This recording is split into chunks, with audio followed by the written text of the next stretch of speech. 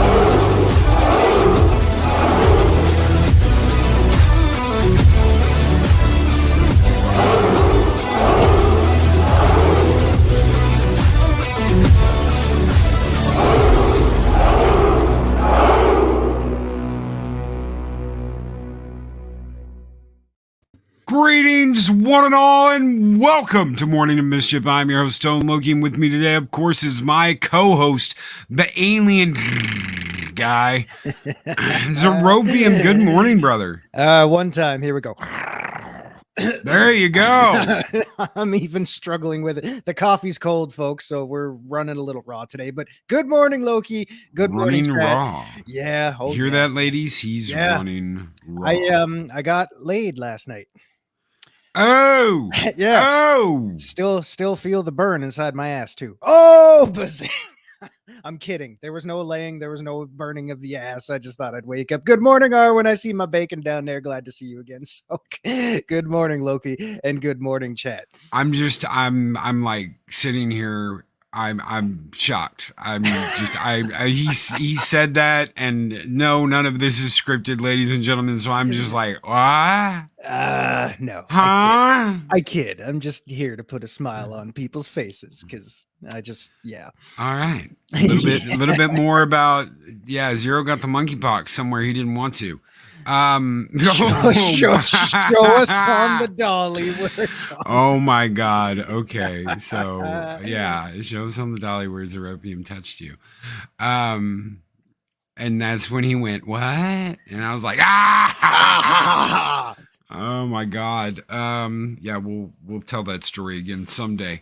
But I want to say good morning to everybody. What did he say? Showback DJC. I don't know. You're gonna have to rewind it and find out. Chris Persia, good morning. Zeropium, never forget lube. You're never gonna live this one down. Adega Outlaw, good morning. The mad doctor of disaster and destruction is laughing his ass off this morning. Good morning, brother. Olds Gamer 72 Cutlass, good morning. Ryan Roger Athe, how are you doing? I hope you are well. I hope you're kicking ass and taking names, brother. Growing beyond belief. You've been absolutely, positively great. Wonderful addition to the fellowship, my friend. Keep rolling. Dean Krantz, good morning. He has a gallon of cold brew coffee and questionable decision-making skills. I will be very caffeinated. I hear that. I'm with you. I've got some caffeine right next to me. Yay. Mine's almost gone. Give me some caffeine. Give me my caffeine. Quick, to the nearest nebula, warp 6. Oh my God. There's coffee in that nebula. So I'm working on a couple of different intros besides the cartoon ones. I've got a Star Trek, the movie era that I'm doing that's going to have all 6 movies in it. Specifically, the only one I've got set up right now and finished is the one where Kirk, like in the first movie in the motion picture, where he gets up out of his chair and he's like, Spock, and then it changes. You don't even get to see Spock. Second one I'll be working on later today is the Khan one, buried alive, and you see Shatner's face and he goes to scream Khan, and then the channel changes. So I'm working on some fun stuff. He's working on the big teases with the motion pictures. The big teases. Yeah. The third one I want the malt scene where he's malts joy too, because I had no idea what the hell he was saying. I was like, did he say choo choo when I was a kid? I was like, what is choo choo? Why choo choo? How does that mean? Beam me up. I didn't get it. Oh well. For Gracie is pregnant. Of course, that's got to be the click. It's me. It's Cybok. After all these years of not knowing you had a brother, we're not gonna fix that. We're never gonna live up to that. What we're gonna do is we're gonna make an entire series where it's like, it's me. It's Burnham. After all these years, you finally nope, bitch. You don't get to say that. No. And then 6, it'll be, I can see you, Kirk. Can you see me? So thank you, Bird, for dropping that one yesterday in PJ's chat. If you're out there, Bird, I just absolutely love that. So that'll be the motion picture intro. I can't wait to do that. But let's talk Star Trek. Before that, Pat S. $1.99 super chat. Hey fam, I start my first day in the best PT today system. Dude, congratulations. You have been working extra hard to get where you're at. We are all with you, brother. We all stand beside you. Shield wall for Pat S. Thank you so much for being a part of Valhalla, dude. Thank you so much for being here and being a part of Valhalla. So let's talk Star Trek. All right, let's get into it. So do you want to go do the good guy, ladies and gentlemen out there listening, do you want us to do the good or the bad first?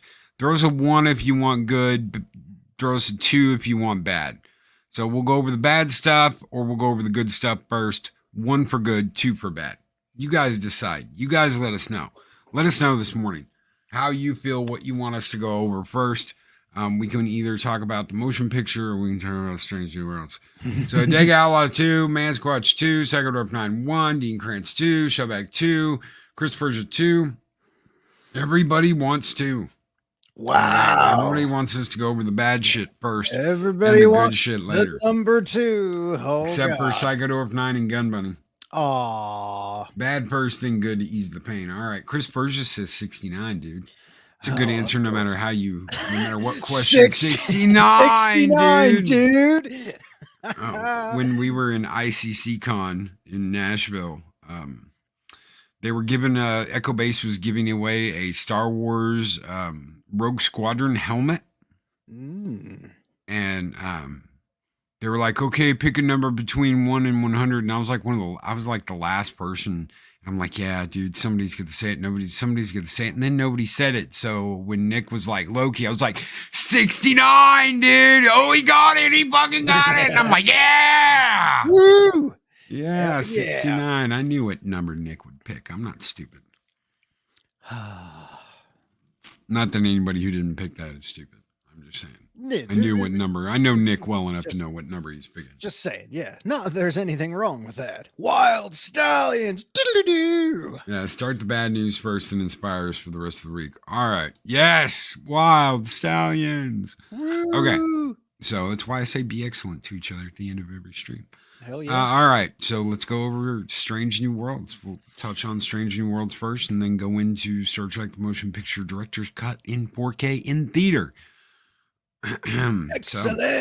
So, let's talk about a asteroid with intelligent mushrooms that sings to Uhura. The new doomsday device, ladies and gentlemen. Shoot. Wow. Okay, well, let me just start off by saying I actually kind of enjoyed Star Trek Prometheus the musical. Yeah, I saw the exact same damn thing.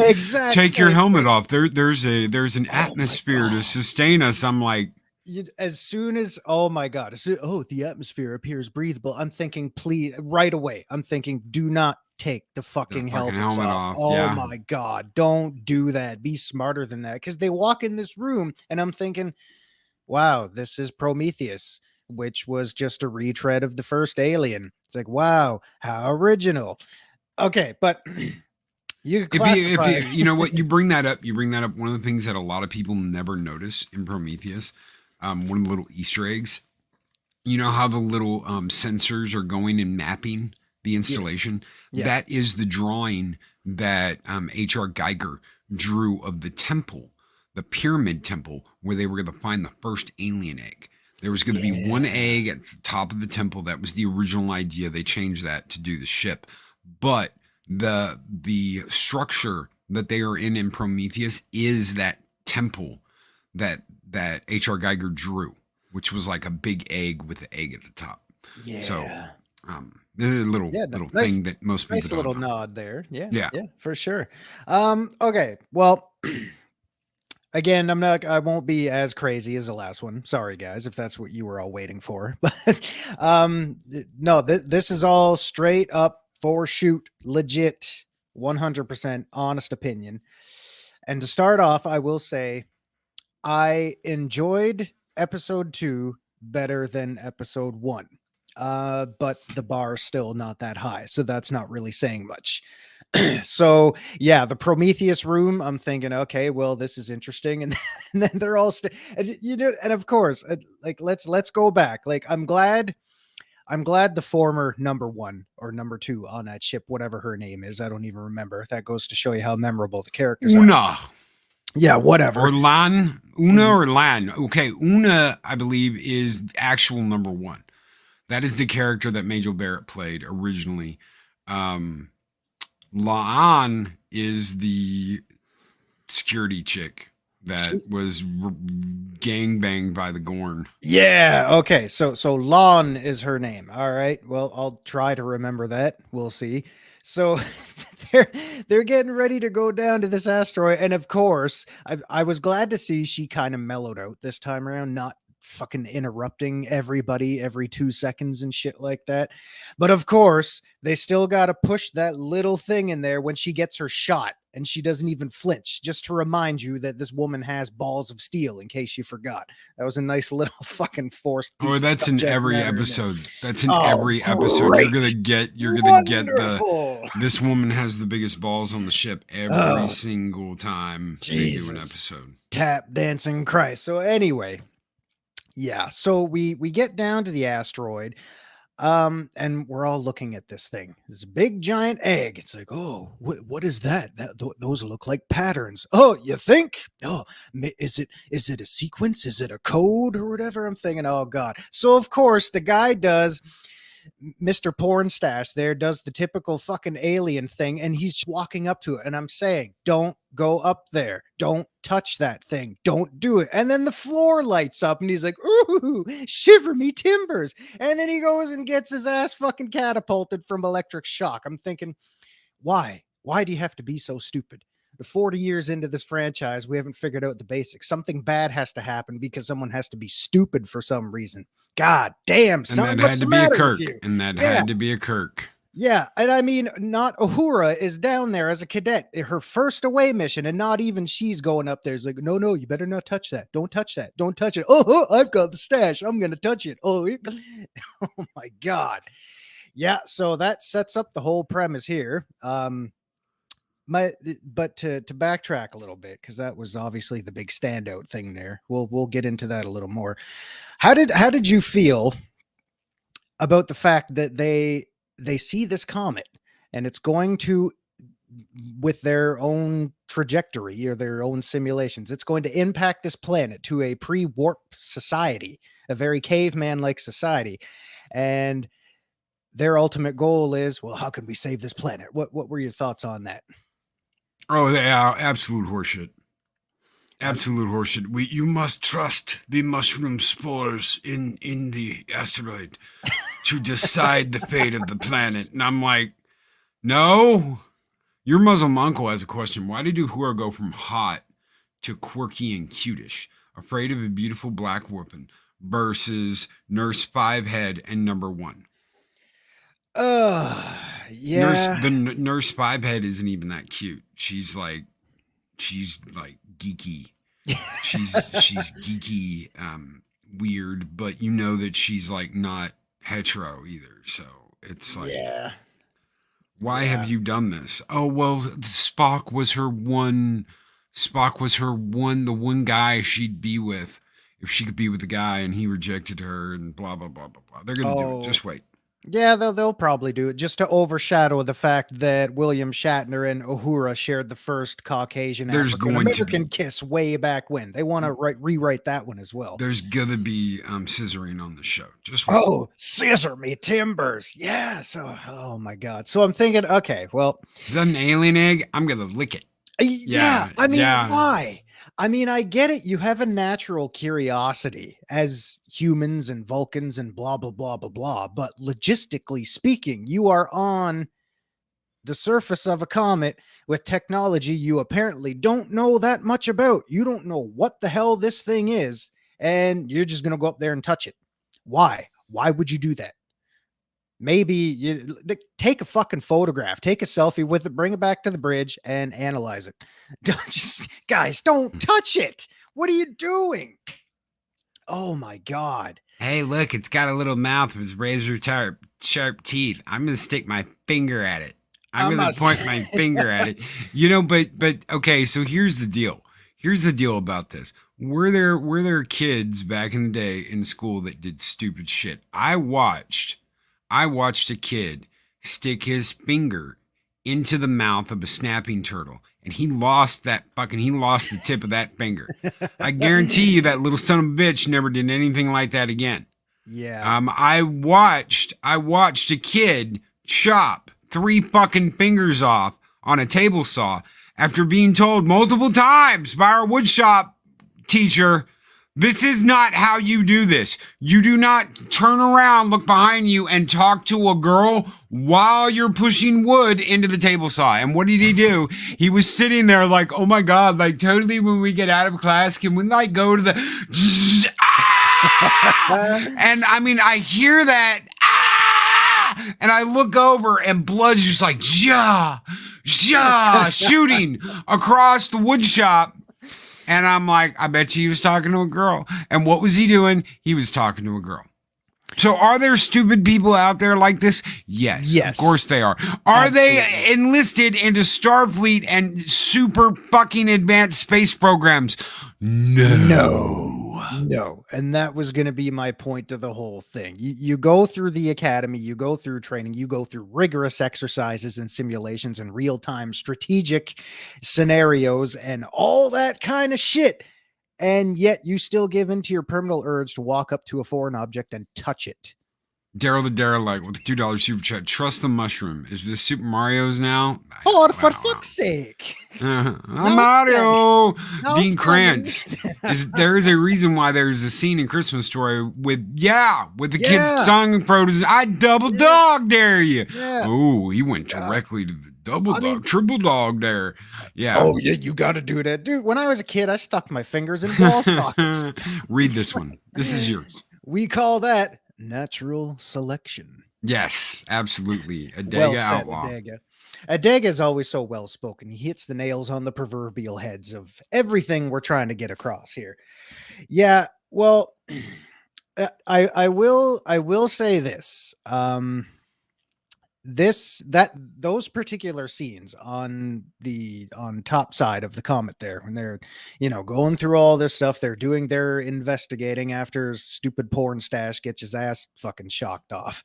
I did enjoy the fact that those particular moments, and again, this is 100% honest, those particular moments felt a little more Trek to me. They're doing the investigating, they're doing the synopsizing and planning, and because something bad happened, we got to figure out how to get out of here. It's classic Trek. It's just the same old tried and true premise.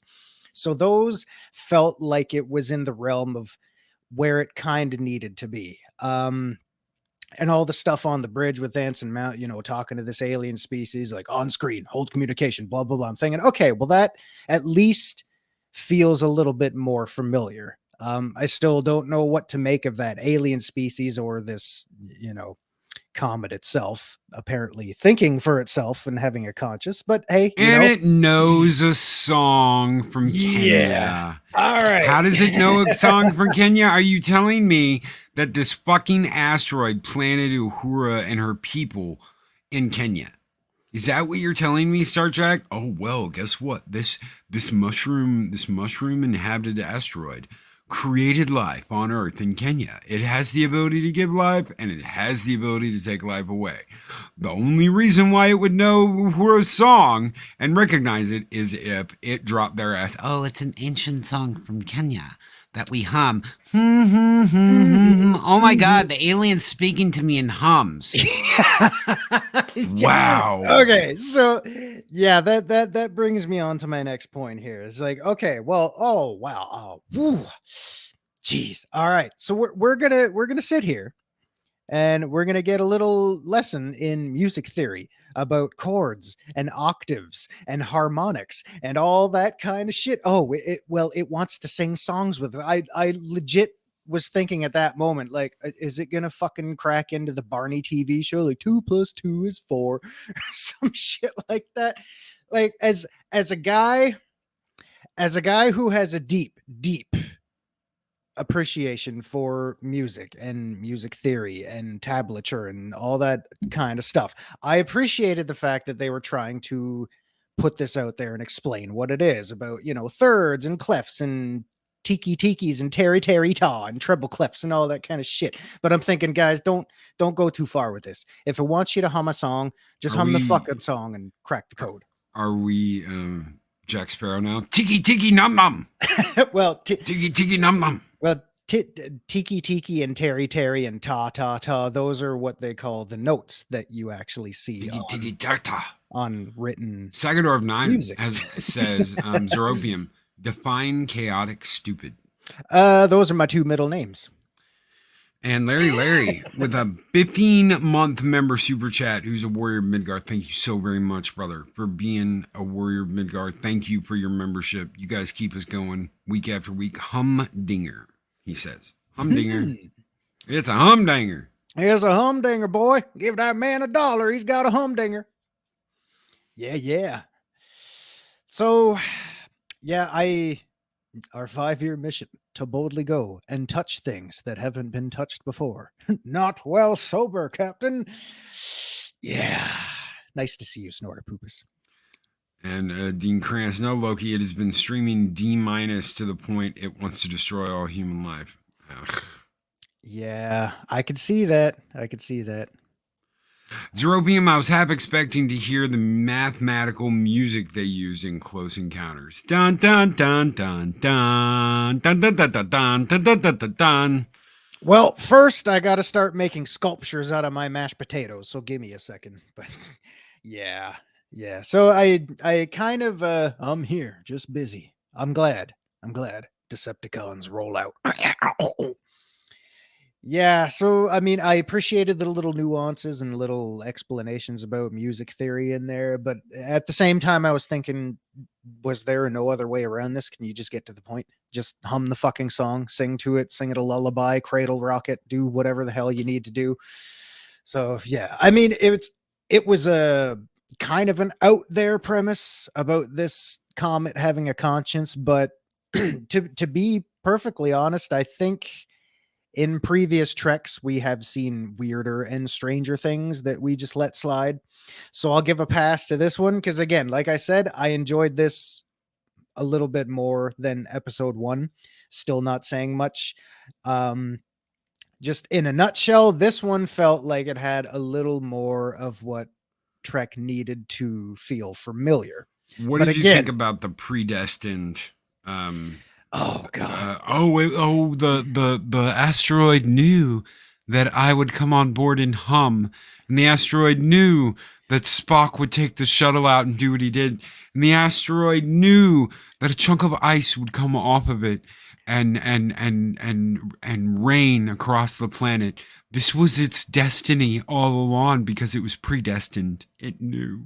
It No, knew. it didn't. No, it didn't.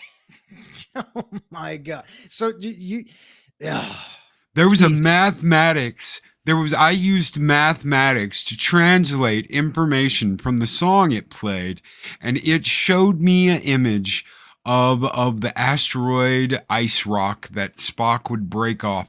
It knew Spock would do this, and it knew that it would save these people. And it was all predestined. Are you talking a predestination? Blah, blah. Oh, my fucking Lord. Really? I guess the whole episode just took what Captain Pike wanted him to do and, quote, break the laws of physics if you have to. So 200,000 years ago, this alien race knew that a Vulcan would take a shuttle and zoomie it around the asteroid, and it would break off a chunk of ice and go into this planet's atmosphere and make it rain across the planet. That's what they're I saying. knew that Uhura, who knew how to hum in Kenya. Yes, I actually fucking said that. Yep. Kenya humming. It almost sounds like a porn star's name. Kenya humming. It sounds like a porn move. I was with my wife last night. She gave me that old school Kenya humming. I made a mess. What does the asteroid need with a starship? Oh God. Yeah. So there's a lot of asteroid is love. Asteroid is life. Did the asteroid want a starship? Maybe it did. It's just bad writing. This is bad fucking writing. Yeah. And it really is. Because when we get to episode 3 next week, woo! We're gonna find out that again they've taken from something else. So this was very much like Prometheus. You pretty much say, well, they stole the idea from Prometheus.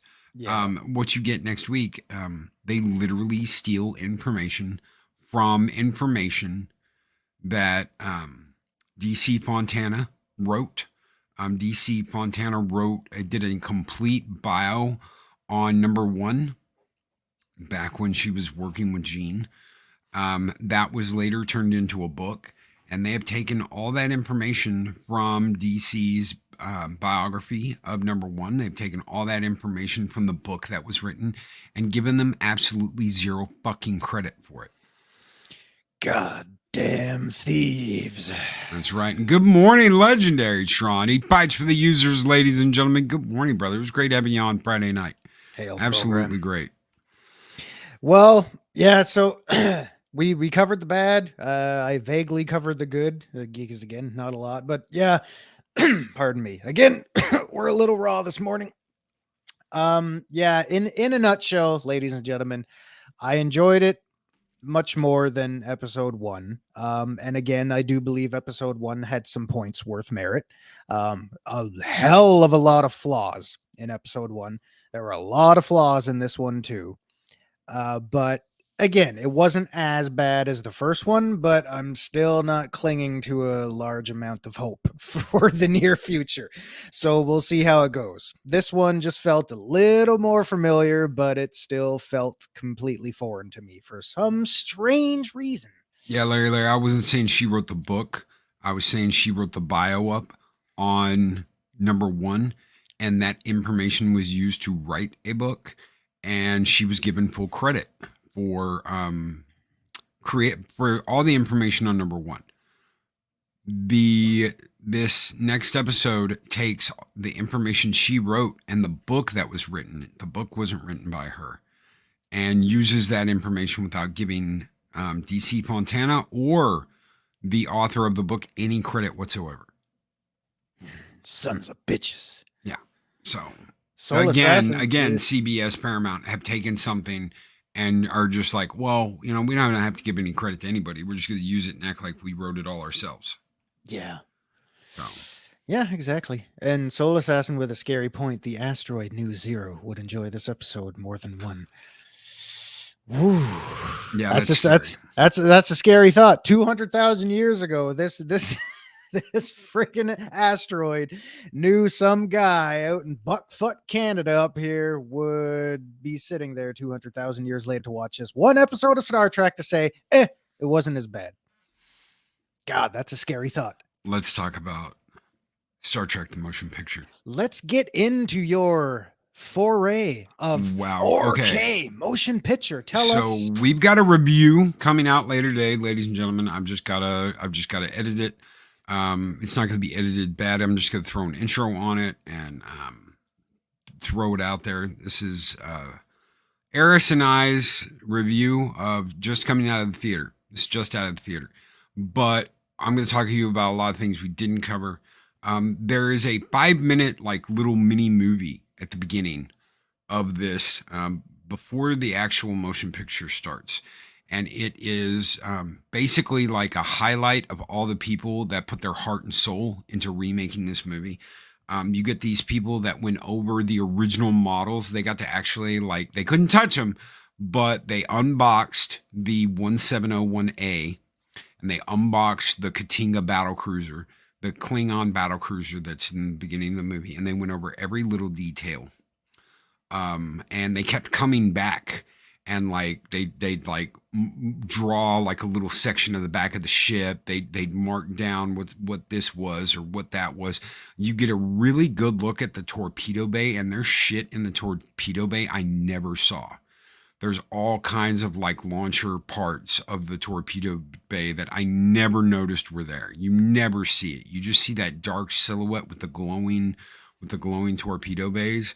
You never get to see what's in the middle of all that. And there's so much detail that's in there. So one of the best parts of that little 5-minute snippet was towards the end of that. There's this guy who did all the reworking of the special effects for the DVD 20 years ago. Okay, so it's he's like, well, this is what I did. I matted the background with black, and then I went in and I added the ship without lights on, and then we did a lighted background with the ship with the lights on, and we merged the image, and that's how we did the scenes where this happened. And Paramount CBS came to me and they were like, do you still have the work you did from 2001? And I told them no, but I've spent the last 20 years making it even better. And it's like, this guy has spent the last 20 years perfecting the stuff he did for the DVD, and has all the shit they need, the 8K, special effects, everything they need for the movie. He's already done it. He's already got it done. So it's just sitting there waiting. It's like, I made this. Here you go. And it's to me, ladies and gentlemen, that's why can't we have that love and care with STD? Why can't we have that love and care with Picard? Why can't we have that love and care with Strange New Worlds? What the hell is going on? You had to say STD. I don't think STD and love and care really go together.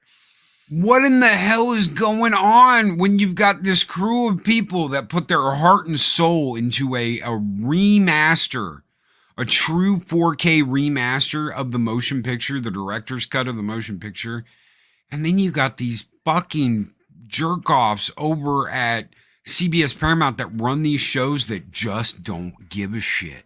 Yeah. Well, Loki knows how I feel because I used some very colorful language to give him an answer before the show today, language I will not repeat here, but that should paint you a semi-vague picture of why. I think we all know why.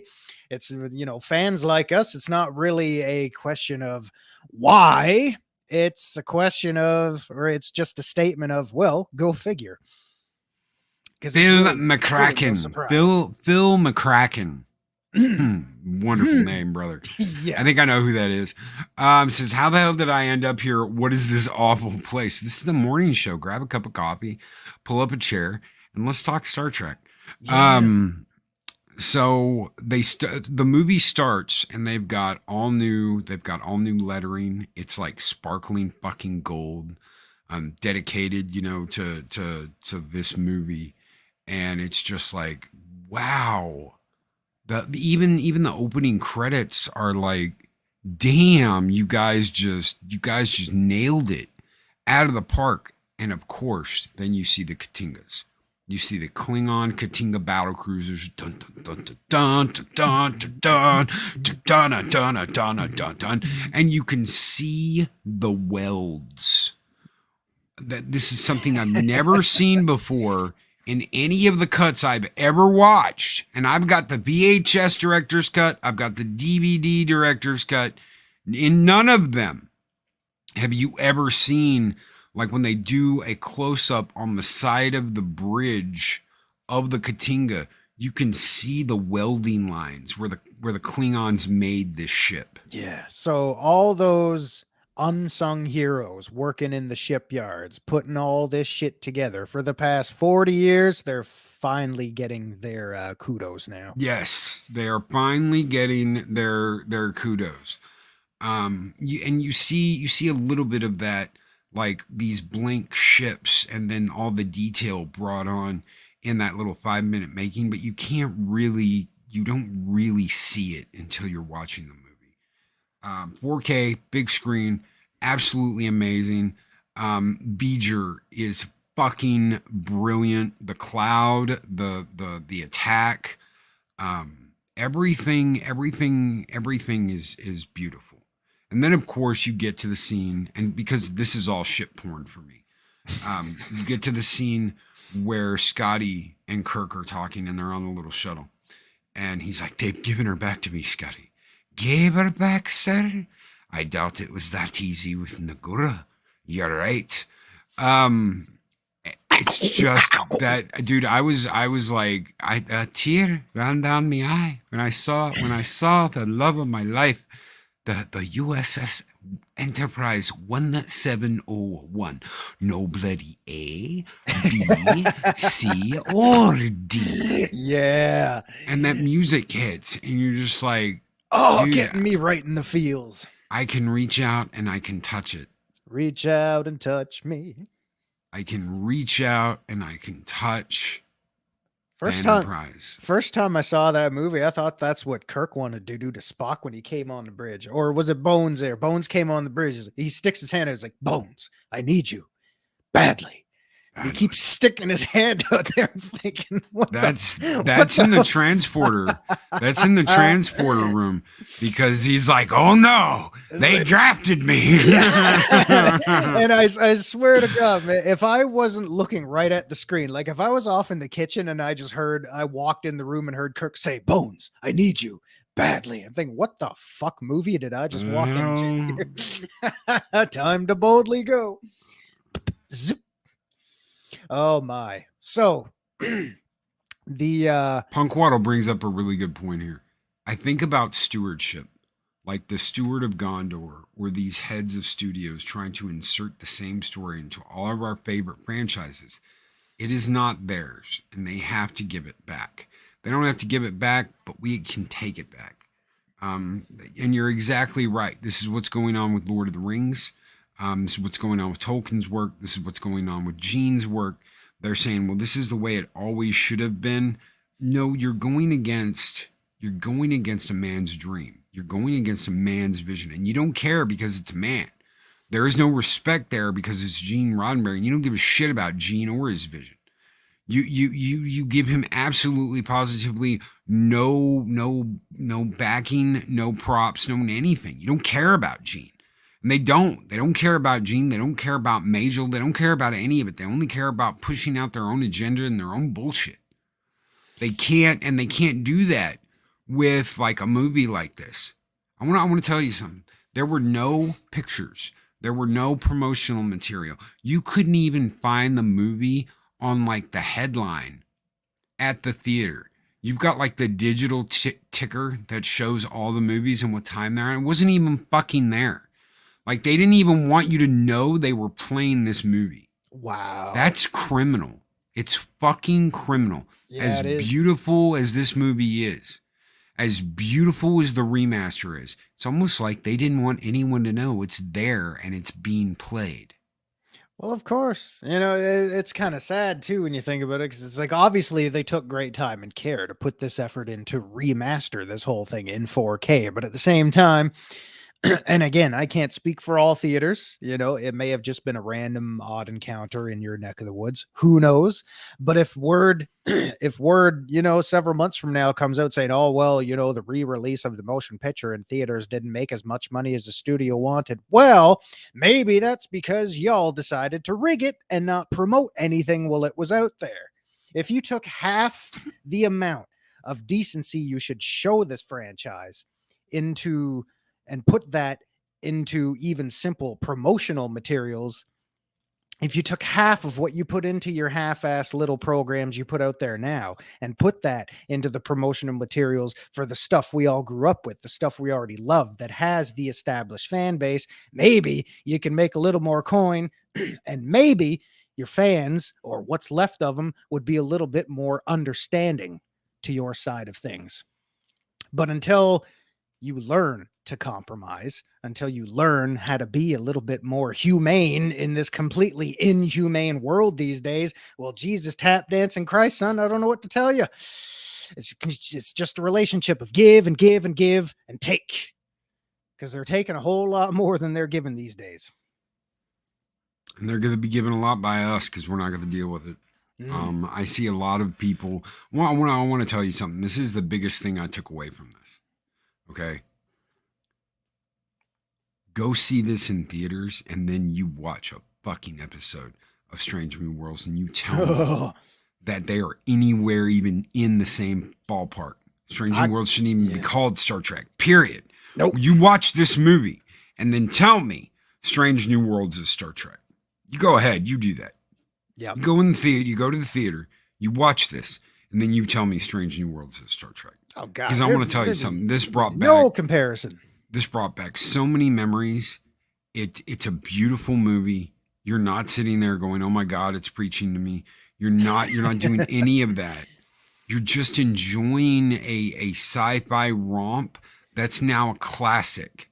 Okay, I rate this in the same way I would The Thing from Another World, Forbidden Planet. This is now a classic sci-fi science fiction movie. It has earned that right. It definitely has. It will be in the annals of greatest sci-fi movies of all time. Why? And I'm saying the director's cut because it's absolutely beautiful. The music's absolutely awesome. The visuals are stunning. Everything about this movie screams science fiction epic.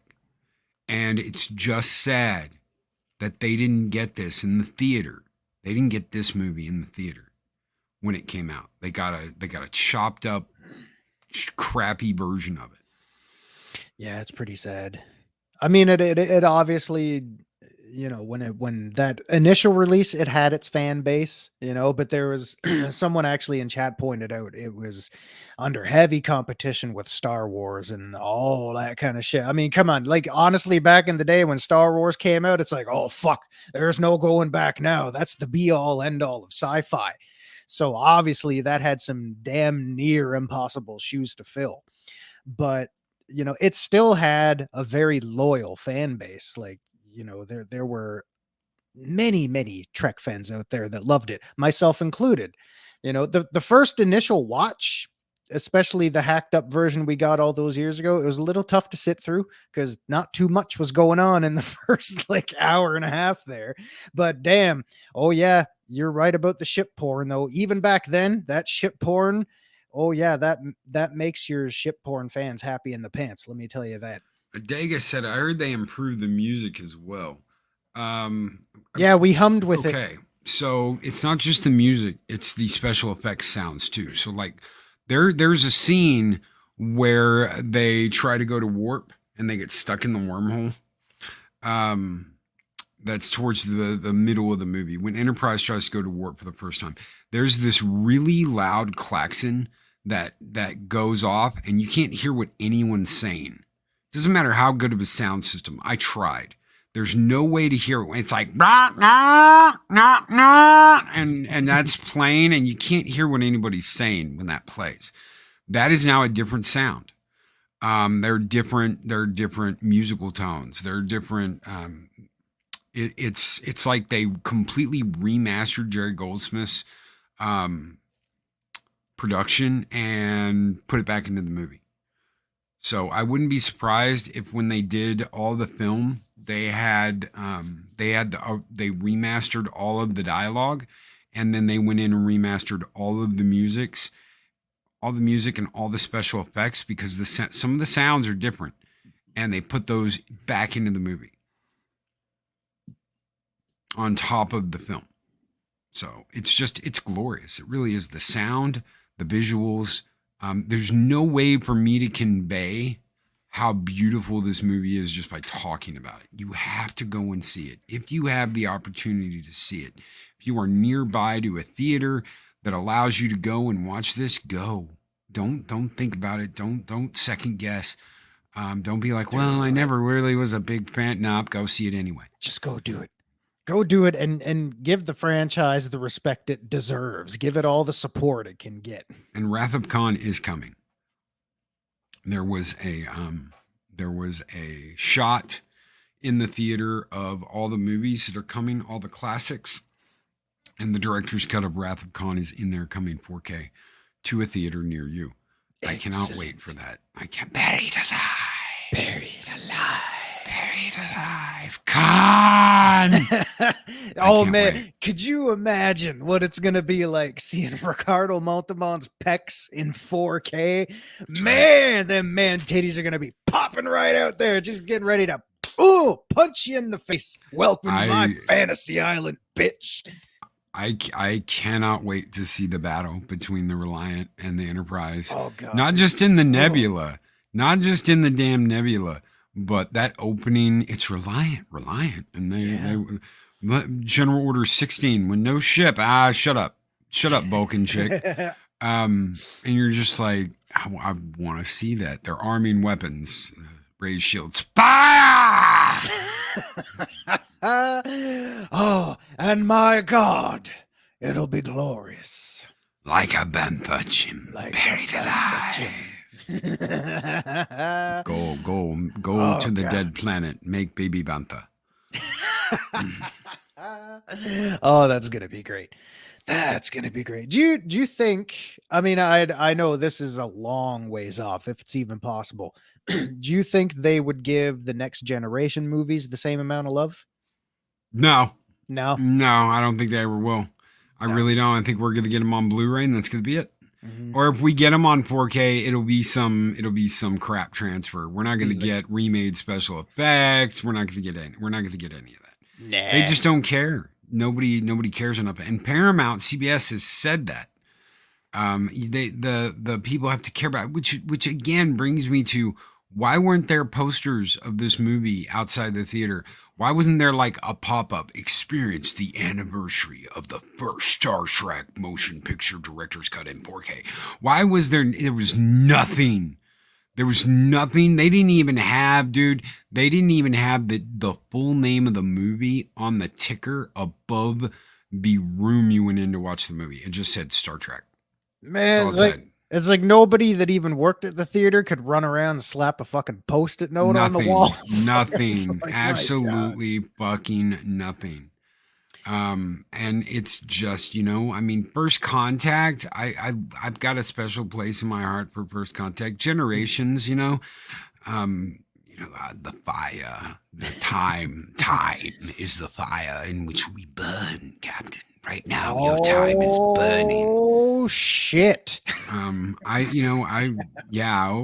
shit. I would love to see. That movie made it for me. Just that one line. I would love to see Data say "oh shit" in 4K just once. That's all I would want. Yes, I hate this. Oh shit! Yeah, yeah. They don't yeah, want old Trek spotlighted. no, Spocklighted. You just invented a Spotlighted. new. Spotlighted. We need to come up with a definition for Spocklighted there. And Squatch says First Contact is just Wrath of Khan with Borg. Yeah, I could see the similarities there. I can see that. Dean Krantz Generations sucks. There are some things in Generations I liked. Yeah, I do not think it was a good movie, but there are things in Generations I liked. And hell, they're even stealing shit from Generations. That whole scene with Pike in his house and the girlfriend telling her, this is the day I said I was going back to Starfleet. Of course. The same fucking scene that Kirk was talking about. They just stole it. I was in this cabin when I told her this is the day I was going back to Starfleet. And she broke up with me and left me. That brings up another point that I forgot to glaze over here, because this whole scenario has been brought up 40 times in the previous 2 episodes already. But I already know my fate. Maybe your fate isn't written. Fate is what you make of it. Every single time I hear that, I'm just waiting for fucking Arnold Schwarzenegger to come and like, there is no fate but what to make for ourselves. I'm like, come on, could you not word that in any other way? Because as soon as someone hears that, I can think, Terminator 2. Yeah, fuck, that was so much better than this piece of shit. Like, way to single yourselves out, guys. Jesus. NB Geek with $10 super chat. Thank you so very much, brother. And he says, SJWs, we are redoing Forbidden Planet to fit a modern audience. We are adding things the writer forgot to add in the movie. Forgot to add. Sure. Us, Valhalla, prepare for glory. Give them nothing, but take from them everything.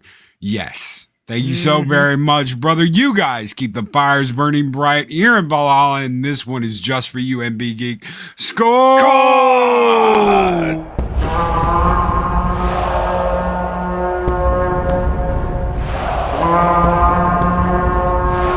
Spartans! What is your profession? They're redoing it, Dave G Sound. Yes. Fire. That's right. What they are I don't think they are. I don't think they are. No. I think that was MB Geek being like, you know what, screw them. Let's go after them. Yeah. And a lot of the people, they have no idea where this shit comes from. They have no idea that there's an original movie. They have no idea about any of it, and they're too fucking lazy to watch it. And they're told this is an age of Ist-Ob Yahtzees. Don't watch it. This is all Ist-Ob. Look, the entire crew's white. It's an ism. The entire crew's white, guys. It's an ism. They're Ist-Ob Yahtzees. This is a Yahtzee future because it's all white guys. Don't watch this. Watch the remake. They're told this. They are taught this. They are told this.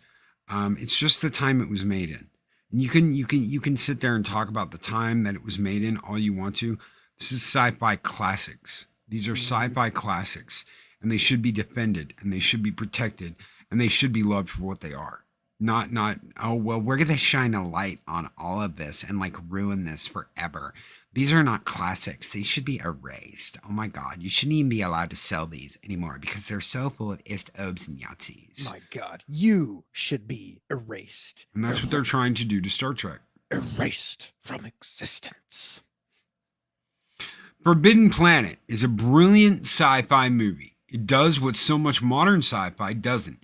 It explores scientific concept and extrapolates what could be gained and what dangers there are. Thank you so much, Man Squatch. Absolutely. Yes, good point. Absolutely. I couldn't have said it better myself. Yes, and I like your use of extrapolate. That was very well said. Yeah. Well, Altera and the robot Scissor in the new season. Robbie will be Roberta. Yeah. Roberta, and she will have a weave, and she will have been enslaved by Morbius and Altair, and fighting for her freedom. But because she wants to stick it to the man, she's going to scissor Altair because she wants to stick it to the man. Don't interrupt their scissor time and expect them to do homework or even think beyond their own id. Yes, a dig outlaw. Thank you. Yeah. Yeah. Oh, the world's guys, getting scary. If you want some more information about Star Trek the Motion Picture, the video should be up around 10 to 11 today. Hopefully you guys will check it out. It's only like 10 minutes. We're sitting in the parking lot. Me and Airs of Chaos are sitting in the parking lot right after the movie, talking about what we felt right as we walked out of the theater. So she actually had some added shit on it, talking about the difference between this movie and like STD and Strange New Worlds and Picard, and how horrible they are compared to all this. But unfortunately, I was not recording that rant on the way home. So that little rant isn't in there. And I said, why didn't you say this in the recording? And she was like, I wasn't relaxed enough to talk about it. I was like, okay. She's driving and she's relaxed and she can talk about it and rant about it and be like, those sorry sons of bitches over at Paramount. And I'm like, why was this fire not in the review of why you need this fire when you're doing the review? Yeah. But we're going to throw that out there later today.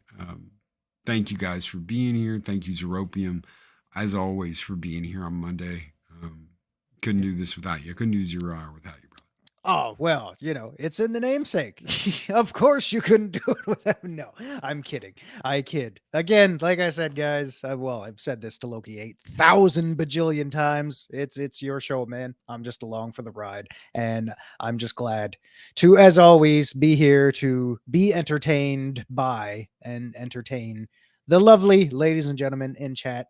And we entertain ourselves. And it's always great to see you, ladies and gentlemen. I'm rambling because, again, we're doing it raw today. We're a little raw. But yeah, guys and girls, thank you all so very much.